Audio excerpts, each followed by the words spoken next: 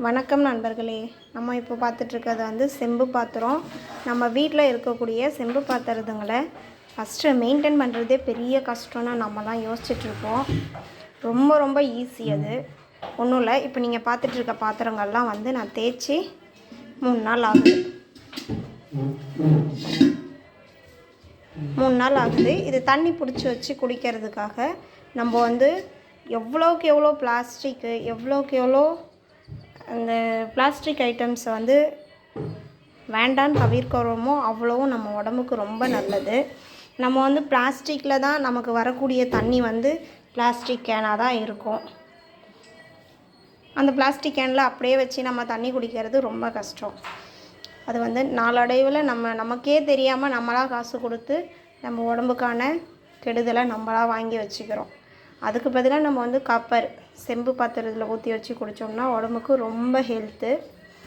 அதை எப்படி மெயின்டைன் பண்ணுறதுன்றது தான் நிறைய பேருக்கு இருக்கக்கூடிய மிகப்பெரிய தலைவலியே. அதுதான் அந்த செம்பு பாத்திரத்தை வாங்கினா அதை வேறு தேய்ச்சிக்கிட்டே இருக்கணும் அப்படின்னு. ஆனால் செம்பு வச்சு யூஸ் பண்ணுறதும் அதை க்ளீன் பண்ணி மெயின்டைன் பண்ணுறது ரொம்ப ரொம்ப முக்கியம். ஏன்னா அதில் வந்து பாய்சன் உருவாகும்.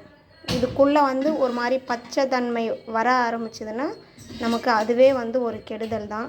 அதை க்ளீன் பண்ண தேவையான பொருள் வெறும் புளி, உப்பு, இதை போட்டு தேய்ச்சிட்டு கொஞ்சமாக சபினா. இத்தனைக்கும் ரொம்ப ஹார்ஷாலாம் நம்ம போட்டு தேய்க்கவே தேவையில்லை. சும்மா இதை மட்டும் தண்ணி ஊற்றி ஊற வச்சுட்டு அப்படியே அது மேலே மட்டும் அப்படியே போட்டு லேசாக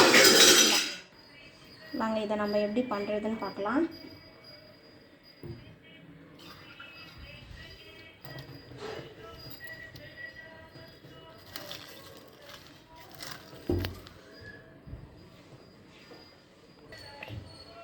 பாருங்க, நம்ம வெறும் தண்ணியை தான் உப்பில் கரைச்சி வச்சுக்கிட்டோம்.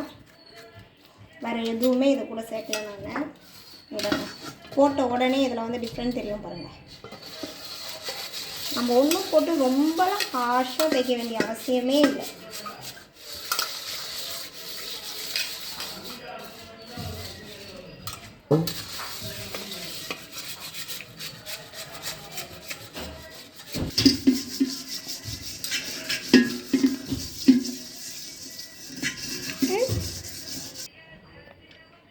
நம்ம இப்போது இங்கே பாருங்கள் தேய்ச்சாச்சு. வெறும் புளியும் உப்பும் மட்டும்தான் போட்டு தேய்ச்சிருக்கோம். அதுவே வந்து பளிச்சுன்னு ஆகிடுச்சு. ஆனால் அதை அப்படியே விட்டோம்னா வந்து சீக்கிரத்தில் கருத்துடும். அதனால் கொஞ்சமாக சபினா சேர்த்து தேய்ச்சிடலாம். அவ்வளோதான் ஃப்ரெண்ட்ஸ். மிஞ்சி போனால் ஒரு 10 நிமிஷம் தான். இங்கே பாருங்கள், வாட்ரு பாட்டிலும் க்ளீனு, தவளை புத்தம் புதுசு மாதிரி ஆயிடுச்சா. வேறு ஒன்றுமே தேவையில்லை. அந்த உப்பு, புளி, தட்டு,